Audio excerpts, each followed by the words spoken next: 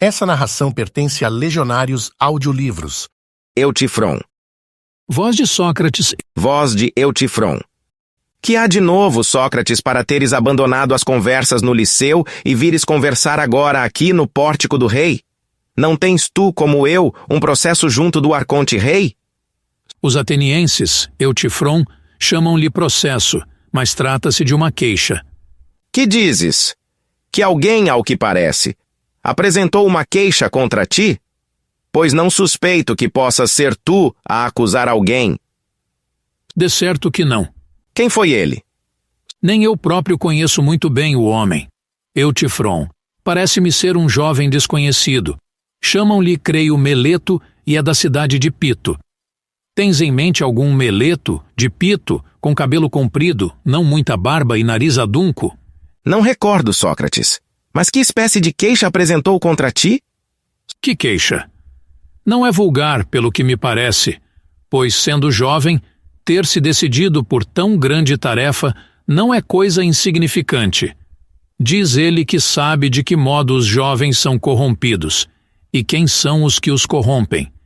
E receio que seja um homem sabedor, pois vendo a minha ignorância corromper-lhe os companheiros, vem acusar-me perante a cidade como perante uma mãe.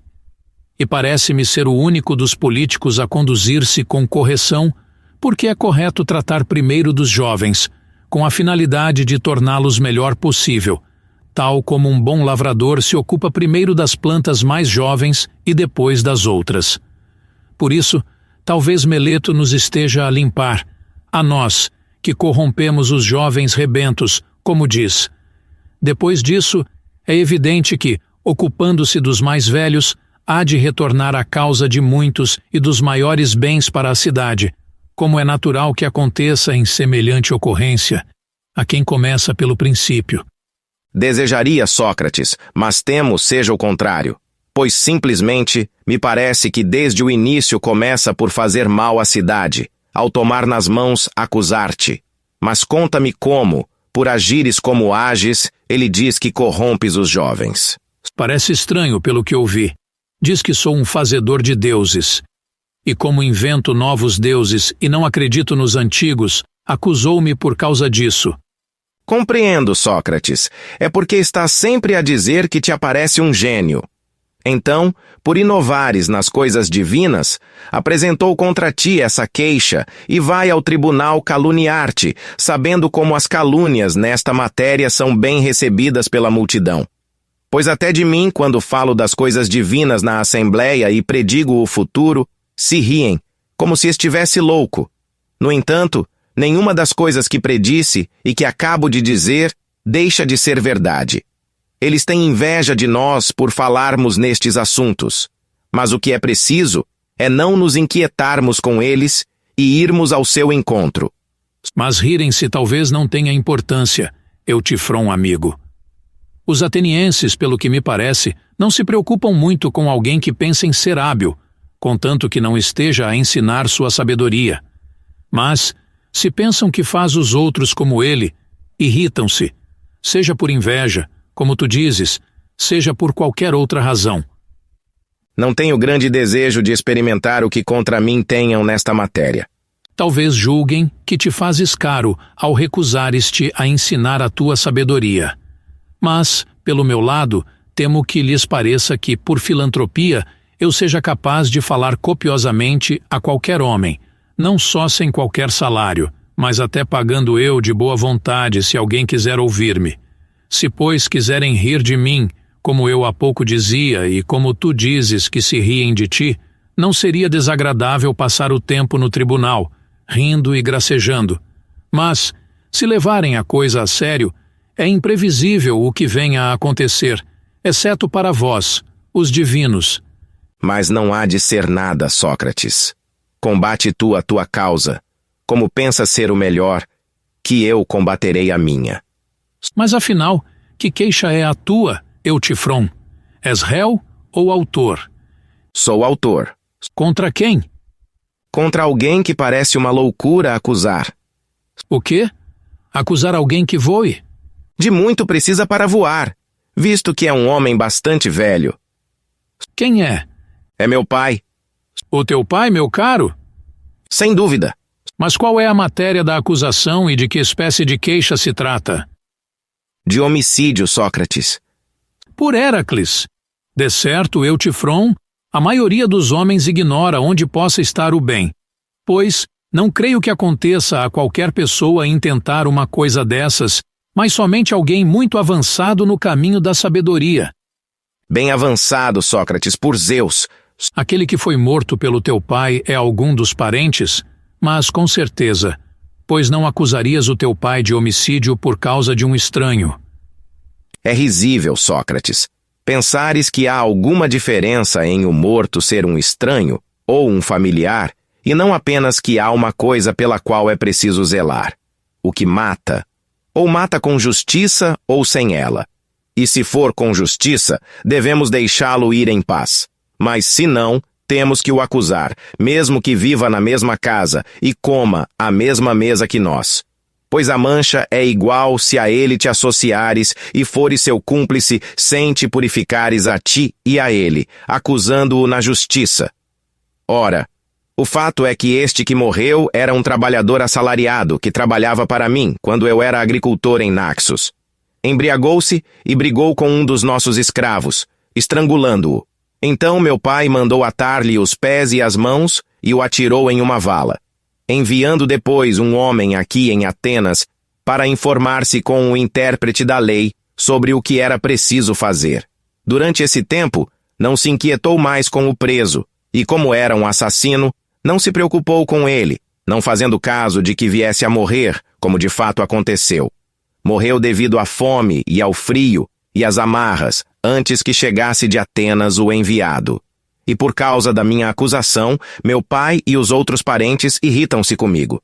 Dizem eles que acuso meu pai de um crime em favor de um homicida. Ainda por cima, nem foi meu pai que o matou, e mesmo que o tivesse feito, não era preciso preocupar-me com isso, pois o morto era um homicida. E dizem que é ímpio um filho acusar o pai de um crime, mal sabendo eles o que vale para os deuses, relativamente ao que é piedoso e ao que é ímpio. Por Zeus, Eutifron, julgas conhecer assim tão exatamente as coisas divinas de qualquer espécie que sejam relativamente ao que é piedoso e ao que é ímpio? Procedendo desta maneira, não temes que ao entregares teu pai à justiça que, ao contrário, te suceda estares a cometer um ato ímpio? De nenhum préstimo eu seria, Sócrates, nem diferiria da maioria dos homens se não conhecesse tais coisas exatamente. Então, Eutifron, é melhor que me torne teu discípulo, e que antes do julgamento provoque Meleto sobre este assunto. Direi que no passado me esforcei muito por conhecer as coisas divinas, mas, visto que ele agora afirma que eu erro e ajo irrefletidamente, inovando nessa matéria, resolvi tornar-me teu discípulo. E direi, se concordas, Meleto, que Eutifron é sabedor destes assuntos, admite que me conduzo com retidão, e não me acuses. Mas, se não concordas, acusa então esse meu mestre, e não a mim de corromper os velhos, a mim e ao pai dele, a mim, ensinando-me e a ele, advertindo-o e punindo-o.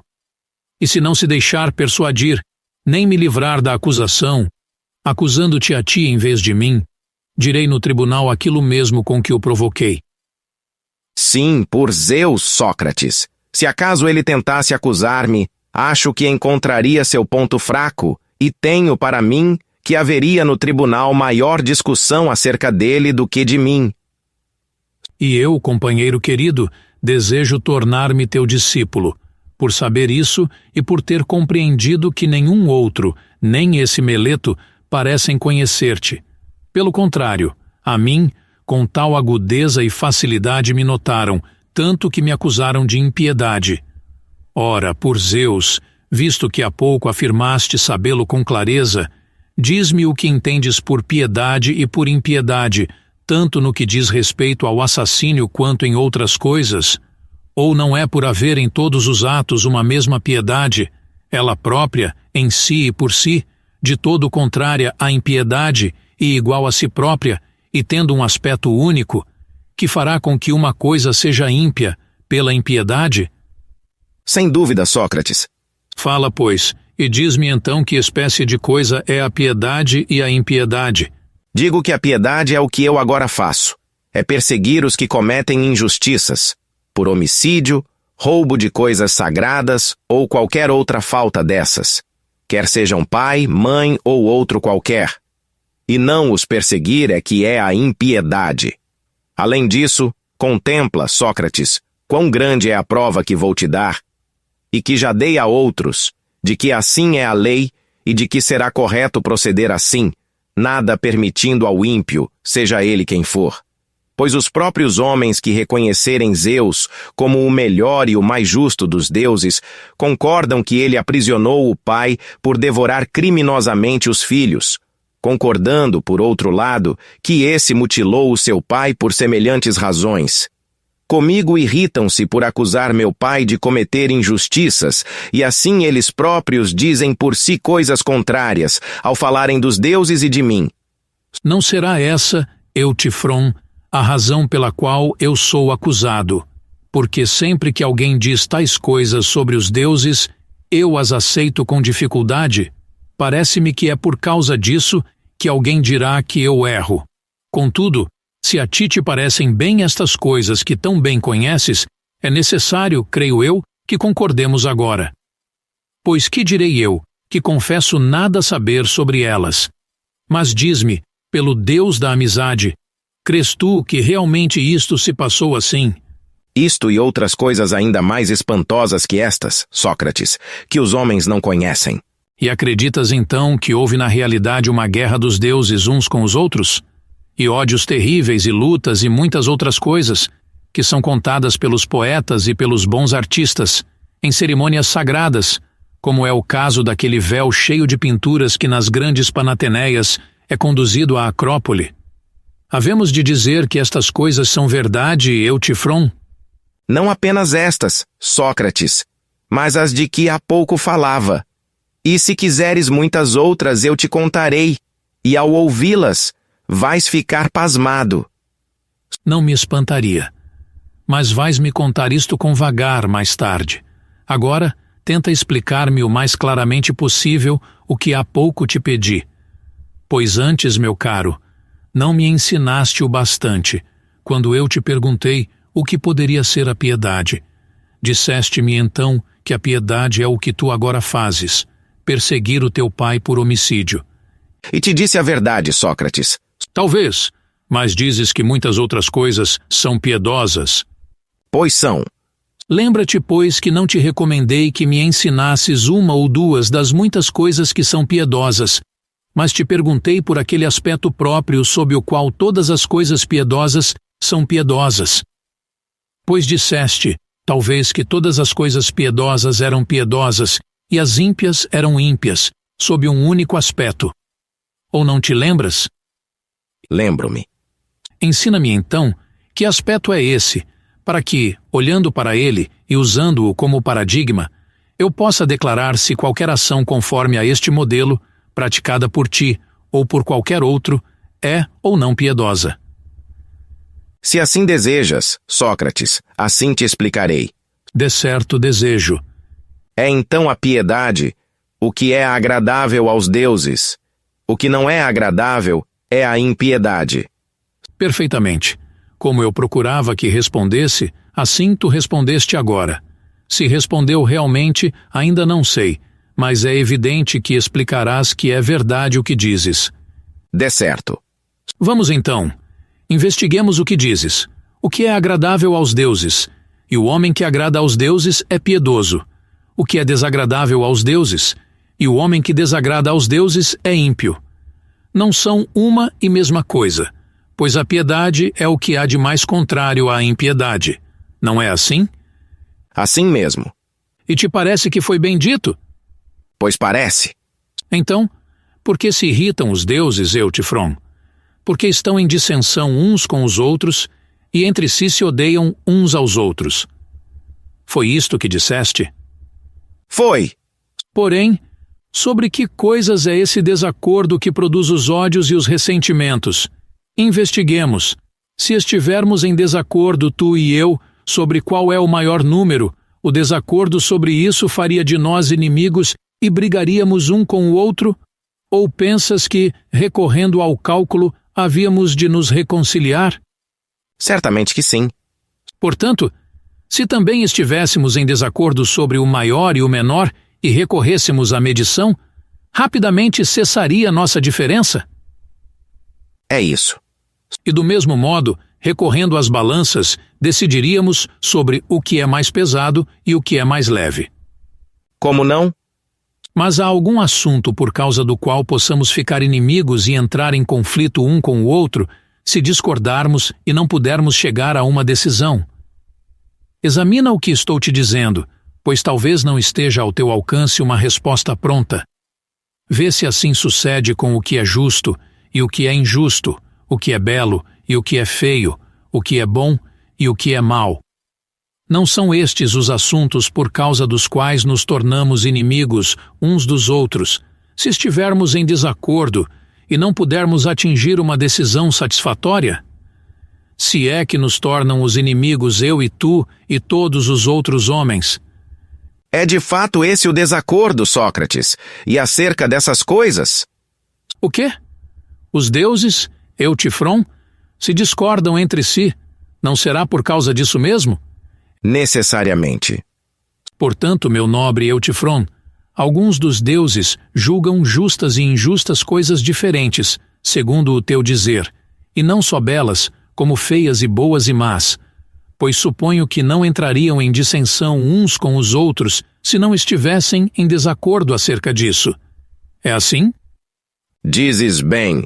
Sendo assim, as coisas que cada um deles acha belas, boas e justas, tu as ama, e as coisas contrárias a essas, tu as odeia? Certamente. Mas como tu dizes, as mesmas coisas são consideradas justas por uns e injustas por outros. Discordando acerca delas, entram em dissensão e guerreiam uns com os outros. Não é assim? É assim. Essas coisas, então, ao que parece, são odiadas e amadas pelos deuses, e as mesmas coisas seriam odiadas pelos deuses e queridas pelos deuses? Parece. E as coisas piedosas e as ímpias seriam as mesmas, Eutifron, segundo o teu dizer? Há perigo nisso. Então, não me respondeste ao que perguntei, admirável Eutifron, pois não te perguntei isto, o que vem a ser ao mesmo tempo piedoso e ímpio, o que, pelo que parece, é querido pelos deuses e é odiado pelos deuses, de modo que, Eutifron, o que tu agora fazes, ao punires o teu pai, não é de espantar, se fazendo isso és querido por Zeus, por um lado, ou te fazes inimigo de Cronos e de Urano, por outro, ou ainda, ao fazeres isto, é querido por Hefesto e odiado por Hera, e se algum dos outros deuses discorda de outro acerca de ti, a discordância persiste sobre as mesmas coisas.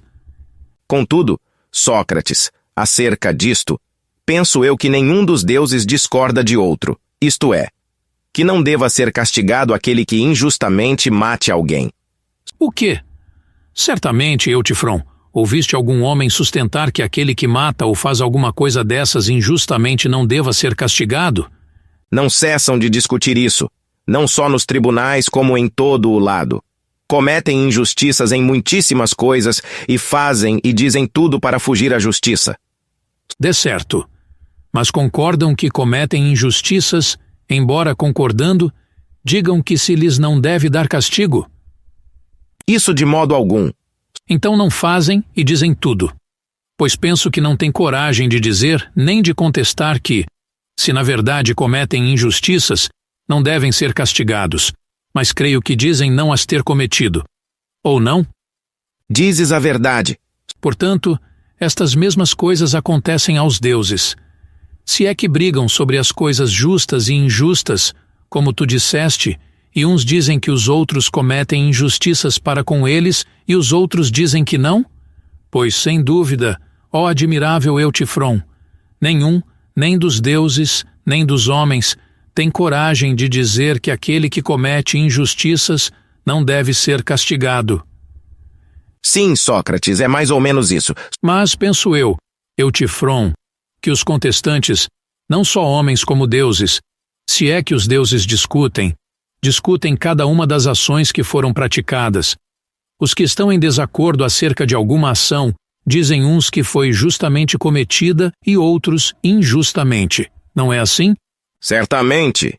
Vamos agora, Eutifron, amigo, ensinar-me para que me torne mais sábio. Que prova tens de que todos os deuses pensem que foi morto injustamente aquele trabalhador que cometeu o homicídio e, após ter sido amarrado pelo senhor do morto, morreu devido às amarras? E isto, antes que quem o amarrou chegasse a informar-se junto aos intérpretes da lei do que havia de fazer com ele. Portanto, é justo que, por tal motivo, o filho acuse o pai e o persiga por assassínio. Vamos, tenta, acima de tudo, mostrar-me com clareza como podem todos os deuses achar correta esta mesma ação.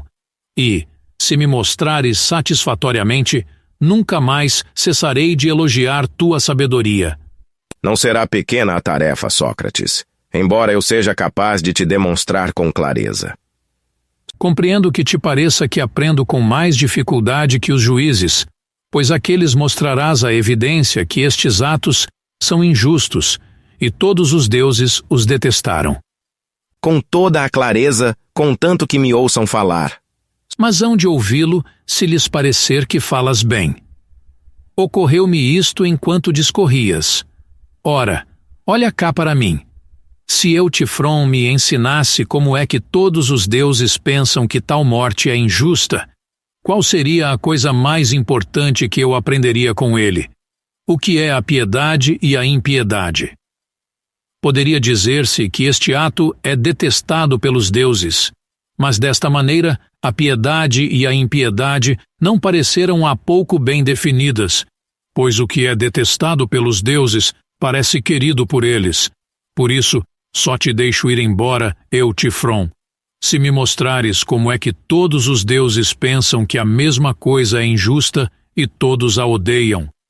Eis então o que ora retificamos na conversa, que aquilo que todos os deuses odiassem seria ímpio, e o que amassem seria piedoso, e aquilo que alguns amassem e outros odiassem seria nem uma coisa nem outra, ou então, ambas.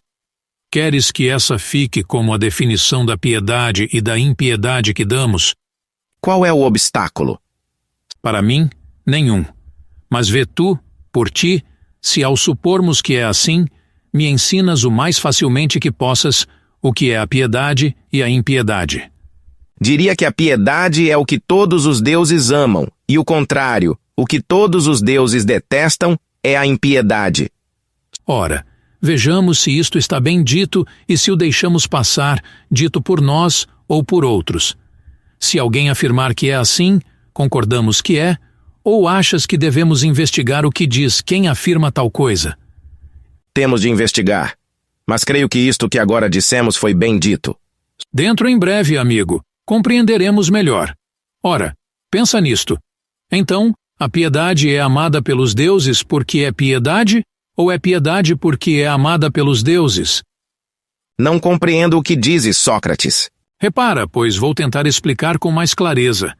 Dizemos que uma coisa é transportada e transporta, que é conduzida e conduz, que é vista e vê. Entendes que todas estas coisas diferem umas das outras, e em que é que são diferentes? Parece-me que entendo. Portanto, do mesmo modo, uma coisa é o que é amado, o amado, e outra a que ama, o amante. Como não? Diz-me então, o que é transportado porque alguém o transporta ou por qualquer outra razão? Não, por essa. E o que é conduzido, de certo, porque alguém o conduz? E o que é visto é porque alguém o vê? Certamente. Portanto, não é por uma coisa ser vista que por isso se vê, mas, ao contrário, é porque se vê que uma coisa é vista. Nem é por uma coisa ser conduzida que por isso mesmo alguém a conduz, mas é porque alguém a conduz que ela é uma coisa conduzida. Nem é por alguma coisa ser transportada que alguém a transporta, mas é porque alguém a transporta que ela é uma coisa transportada.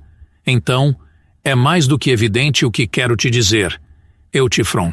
O que eu quero dizer é isto. Se alguma coisa age ou é afetada, não é por ser agente que ela age, mas é porque age que ela é agente. Nem é por ser uma coisa afetada que ela é afetada, mas é porque é afetada que ela é uma coisa afetada. Concordas com isto? Concordo. Então, o que é amado, ou age sobre algo, ou é afetado por algo. Dê certo. Portanto, é como anteriormente. Não é por ser uma coisa amada que uma coisa é amada pelos que a amam, mas é porque a amam que ela é uma coisa que é amada. Necessariamente. Que dizes então acerca da piedade, Eutifron? É alguma coisa diferente do que é amado por todos os deuses, como tu disseste? É isso mesmo. Mas por isso por ser piedade ou por outra razão? Não, por essa. Portanto é amada porque é piedade, mas não é piedade porque a amam? Acho que sim. Mas, evidentemente, uma coisa que é amada pelos deuses é amada pelos deuses porque os deuses a amam? Como não? Então, o que é amado pelos deuses é piedoso. E não é a piedade que é amada pelos deuses, como tu dizes, mas uma coisa é diferente da outra. Como então, Sócrates? Nós concordamos que a piedade é amada pelo fato de ser piedade, e não é por ser amada que é piedade, não? Sim. Porém concordamos que o que é amado pelos deuses é amado por eles pelo próprio fato de ser amado. Mas a piedade não é piedade por ser amada pelos deuses? Dizes a verdade. Mas se fossem uma mesma coisa, a piedade e o ser amado pelos deuses, amigo Eutifron, se a piedade fosse amada por ser piedade, também o que é amado pelos deuses seria amado por ser amado pelos deuses. E se o que é amado pelos deuses fosse amado pelos deuses por ser amado pelos deuses, também a piedade seria piedade por ser amada. Vê agora que é ao contrário, que cada um dos dois é completamente diferente um do outro, pois um é amado porque é capaz de ser amado, enquanto o outro é capaz de ser amado porque é amado. E corres perigo, Eutifron, ao perguntar o que é a piedade, o que porventura ela é, de não quereres me mostrar a sua realidade, mas pelo contrário, de me falares de alguma sua afeição, algo que por acaso a afete, a saber, o ser amada por todos os deuses. Aquilo que é ainda não disseste. Se, pois, te agradar, não me escondas, mas diz-me de novo desde o princípio, o que acaso é a piedade, quer seja amada pelos deuses, quer isso seja algo que lhe aconteça, pois não o discutiremos. Diz-me de boa vontade o que é a piedade e a impiedade. Mas, Sócrates, eu ainda não sei como te dizer o que penso, pois o que propusemos como que sempre anda à nossa volta e não quer ficar parado num lugar em que possamos assentá-lo. O que dizes parece ser dito pelo meu antepassado Dédalo. Se dissesse e sustentasse essas mesmas coisas, faria talvez pouco de mim, pois, pelo parentesco com ele, as minhas obras em palavras põem-se em fuga e não querem ficar no lugar em que alguém as ponha. Mas essa graça não se aplica aqui, porque as hipóteses são tuas e não querem ficar quietas, como a ti mesmo parece. Pois a mim parece-me que algo da tua graça se aplica ao que dissemos. Ou pouco mais ou menos, Sócrates. Pois este andar das palavras em torno de si próprias e o não permanecerem não sou eu que o provoco, mas tu é que me pareces o Dédalo, já que aquelas por mim ficavam quietas. Corro então o perigo, meu amigo, de me ter tornado mais temível que Dédalo pela sua arte, pois enquanto que ele fazia com que apenas as suas obras não ficassem quietas, eu, ao que parece, também faço andar as dos outros além das minhas. E nisso consistiria a maior sutileza da minha arte, porque recuso ser sábio. Preferiria que as minhas palavras ficassem e se fixassem imóveis, a adquirir, além da sabedoria de Dédalo, as riquezas de Tântalo. Mas basta destas conversas. Como me pareces indolente, eu próprio me esforçarei em conjunto contigo por mostrar como me ensinarás acerca da piedade. E não percas de antemão a coragem. Vê, pois, se não te parece necessário que toda a piedade seja justa. Parece. Mas então, toda a justiça é piedade? Ou a piedade é toda a justiça, e a justiça não é toda a piedade, mas alguma dela é piedade e outra não. Não te sigo no que queres dizer, Sócrates. No entanto, és tanto mais novo que eu quanto és mais sábio. Mas o que eu digo é que te tornaste indolente pela riqueza de sabedoria. Contudo, homem feliz, esforça-te vivamente. Pois nem é difícil compreender o que digo. Digo o contrário do que disse o poeta. Zeus, Criador, ele que fez tudo o que cresce, não queiras nomear, para que, onde há o temor, haja também o respeito. Ora, nisto eu divirjo do poeta. Queres que te diga em quê? Dê certo. Não me parece que seja. Onde há o temor, haja também o respeito, pois parece-me que muitos temem não doenças como a pobreza e muitas outras coisas que tais. Parece que temem de fato, mas não respeitam em nada aquilo que temem. Ou não te parece? Certamente.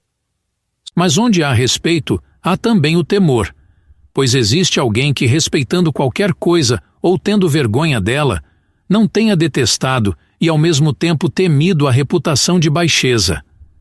Dê certo que temeu. Portanto, não é correto dizer, onde há temor, há respeito, mas sim, onde há respeito, há também o temor, e não certamente, onde há temor, haja também, por toda parte, o respeito. Pois, além do mais, julgo que o temor provém do respeito. Já que o temor é uma parte do respeito, tal como o ímpar provém do número, de modo que onde não há número, aí também não há ímpar, e onde há impar, aí há o número. Segue-me agora? Perfeitamente. Era isso que eu te perguntava, ao dizer então, onde há justiça, há também a piedade, ou onde há piedade, há também a justiça. Uma vez em que qualquer lugar onde há justiça, não há também, por toda parte a piedade, pois a piedade é uma parte da justiça.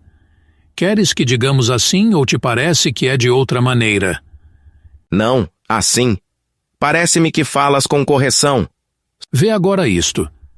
Se a piedade é uma arte da justiça, é preciso que nós, pelo que parece, descubramos que parte da justiça será a piedade. Se tu me perguntares alguma das coisas de há pouco, isto é, que parte do número é o par e que número ocorre ser este, diria que este é o que não é ímpar, ou que pode ser dividido em duas partes iguais, ou, não te parece? A mim parece. Tenta agora tu me ensinar que parte da justiça é a piedade, para que possa responder a Meleto sem errar nem ser acusado de impiedade, pois direi que fui instruído por ti, não só quanto às coisas da piedade e da devoção, mas também relativamente às que não o são. Portanto, parece-me isto, Sócrates, que a piedade e a devoção são a parte da justiça que diz respeito aos cuidados com os deuses. A restante parte da justiça é acerca dos cuidados com os homens. E parece-me que falas bem, mas eu ainda estou carente de um pequeno nada. Ainda não compreendo a que chamas de cuidado, pois suponho que, dos cuidados que há, não dizes quais são os relativos a outras coisas e qual é o relativo aos deuses. Talvez afirmemos, por exemplo, que de cavalos nem todo mundo sabe tratar, mas só o tratador, ou não? Certamente. Então talvez haja uma arte hípica que inclua o cuidado dos cavalos. Sim. E nem todo mundo sabe cuidar de cães que não o caçador? Assim é. E a arte da cinegética inclui o cuidado dos cães? Sim. E o cuidado dos bois é a arte do boiadeiro. Muito bem. E a piedade e a devoção é o cuidado dos deuses. Dizes assim, Eutifron? Digo. Então, todo o cuidado realiza uma e a mesma coisa? A saber, isto, traz algum benefício e utilidade para aquele que é tratado? Certamente vês que os cavalos, cuidados pela arte do tratador, colhem benefícios e tornam-se melhores. Não te parece? Sim. E os cães colhem benefícios dos caçadores, e os bois dos boiadeiros e todos os outros do mesmo modo. E crês que é para mal daquele que é cuidado ser cuidado? Por Zeus, não. Mas seu benefício? Como não? Então, sendo a piedade o cuidado dos deuses, é útil aos deuses e os faz melhores, pois tu concordarias com isto, que sempre que realizas alguma coisa piedosa, fazes os deuses um pouco melhores? Por Zeus, não eu. Nem eu. Penso que tu o dizes longe disso. E até por causa disso, eu me interrogava sobre que espécie de cuidado para com os deuses tu falas, não pensando que estivesses a falar em tal cuidado. E é corretamente, Sócrates, que não falo de tal cuidado. Seja, mas que espécie de cuidado para com os deuses será a piedade? Aquela, Sócrates, com que os escravos cuidam dos seus senhores. Compreendo. Um serviço prestado aos deuses? Parece que será isto? Certamente. O serviço feito pelos médicos com vista à realização de qualquer obra é, de fato, um serviço? Tu não pensas que será com vista à saúde? Sim. O serviço prestado pelos construtores de navios, com vista à realização de certa obra, é um serviço? É evidente, Sócrates, com vista à construção de um barco. E o serviço prestado pelos arquitetos é com vista à construção de uma casa? Sim.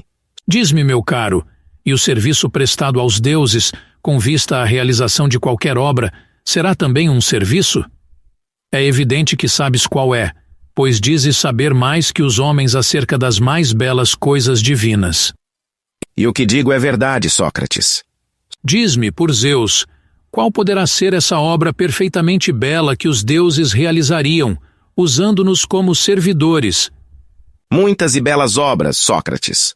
Também os generais, meu amigo.